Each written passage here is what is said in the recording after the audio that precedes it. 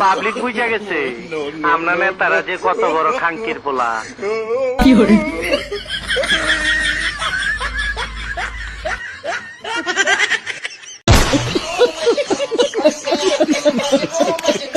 নকল কাজ করতে পারেন না, আপনি ছাত্র দল করতেন।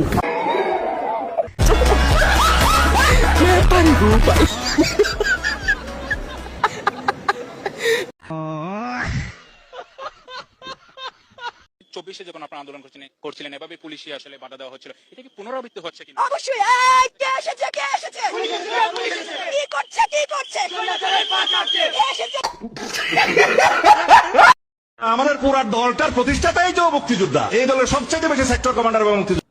বিএনপি তো তখন ছিল না, খালি বিএনপি তো বলতে পারে না আমার দল মুক্তিযোদ্ধা।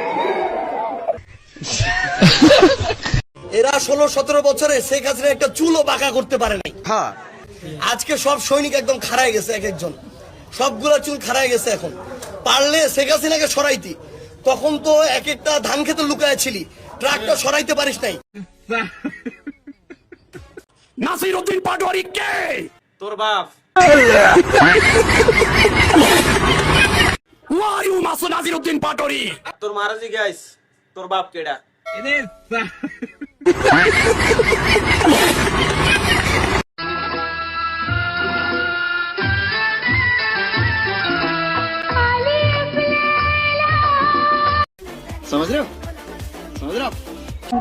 এই মাস্তানেরা যদি মাস্তানি হইতো, এই মাস্তানেরা মাস্তানি কইরা হাসিনারে পতন করতে পারতো। এরা মাস্তান না, এরা শিক্ষিত, এরা চাঁদাবাজ, এরা ছোট ডাকাত, এরা মাফিয়া, এরা ব্যাংক লুটেরা। বড় অর্থে সার্বভৌমত্ব টিকিয়ে রাখার মাস্তানি করার কোন সাহস এবং শক্তি তাদের নাই।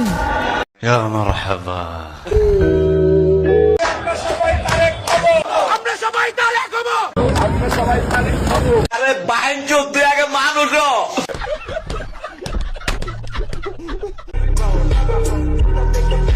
শেখ হাসিনা সরকার এত দুর্বল না ভাই, তার পতন ঘটানো যাবে না।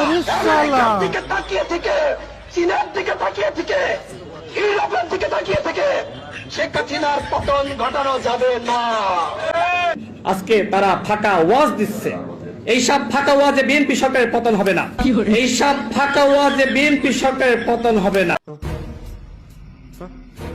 আমরা চাই আওয়ামী লীগ বাংলাদেশে ফিরে আসুক, শেখ হাসিনা ফিরে আসুক।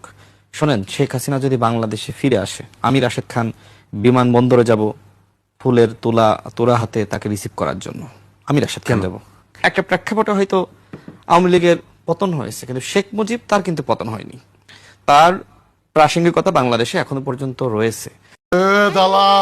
নাসিরউদ্দিন পাটোয়ারি যেভাবে রাজনৈতিক ভণ্ডামি শুরু করেছে, আর যদি সে কোথাও গিয়ে স্থানীয় জনপ্রতিনিধি তাদেরকে বিষোদ্গার করে, গালিগালাজ করে, মানহানি করে, তাহলে কিন্তু স্থানীয় নেতৃবৃন্দ এবং সংক্ষুব্ধ জনতা তাকে কিন্তু ওই এলাকা ছেড়ে আসতে দিবে না। তাতে আমার বাল ছেঁড়া গেল। ভারতে বিএনপির মন্ত্রী নেতা, নতুন নতুন নেতা জন্মাইছে। আমাদের রাশেদ ভাই গণ অধিকার পরিষদ থেকে বিএনপি অধিকার পরিষদে উনি চলে আসছেন। উনি তারেক রহমানের থেকে বড় বিএনপি হয়ে গেছেন।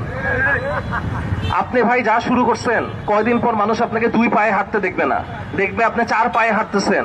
ঠিক বলেছেন। বাংলাদেশে এখন তারেক রহমানের জাদু, এই প্রতারক ভণ্ড, এদের কাছে কি বাংলাদেশ নিরাপদ? মাথায় নষ্ট মামা। যে পুলিশ আপনার ট্যাক্সের টাকা দিয়ে চলে, সেই পুলিশ আপনাকে গুনে না। কি করছ তুই? গুনে হলো এমপিদের, নেতা কর্মীদের গুনে। আমি এনসিপি কে পরামর্শ দিব যে আপনারা যেখানেই যাবেন অন্তত নাসিরউদ্দিন পাটোয়ারিকে বাদ রেখে আপনারা যান। বিএনপির পক্ষ থেকে আমরা প্রত্যেকটা জায়গায় আপনাদেরকে সহযোগিতা করব। সবাই আমাকে বাঁচান, সবাই আমাকে বাঁচান, সবাই বাঁচান, সবাই বাঁচান আমাকে, সবাই আমাকে বাঁচান, সবাই আমাকে বাঁচান। আমাকে তুলে নেওয়া আছে, আমি একটা রুমে দাঁড়িয়েছি, দৌড়ে রুমের মধ্যে পালিয়েছি। আমাকে বাঁচান, আমাকে বাঁচান, সবাই আমাকে বাঁচান।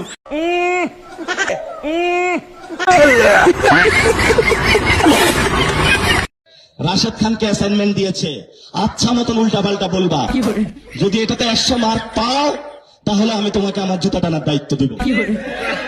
100 মার্ক অর্জন করেছে, এখন প্রত্যেকদিন তার কাজ হলো প্রধানমন্ত্রী বাসা থেকে বের হওয়ার সময় তার জুতা ঠিক করে দেওয়া, আবার বাসায় ঢোকার সময় হলো তার জুতা ঠিক করে দেওয়া। আরেকটা আছে আমার ব্যবসা করে, ব্যবসা করা খারাপ না, সে হলো গতকালকে একজন নারীকে নিয়ে অশ্লীল বক্তব্য দিয়েছে, আরেকজন বলে আব্বাস। এগুলোর অভাব নাই, সিরিয়াল যদি বলা শুরু করি শেষ করা যাবে না। তবে এগুলাকে নতুন করে আমরা সবাইকে একসাথে একটা টিকা দিতে হবে, এই টিকার নাম হলো সংস্কার টিকা। এনসিপি বর্তমানে যা করছে এগুলো জামাতের পরামর্শই করছে। এই জন্য জামাত এবং এনসিপিকে বলবো, যদি এইভাবে আপনারা রাজনৈতিক পরিবেশকে নষ্ট করেন তাহলে কিন্তু তার উত্তম জবাব দেওয়ার জন্য আমরাও প্রস্তুত আছি। কি দিয়ে বলে দিমু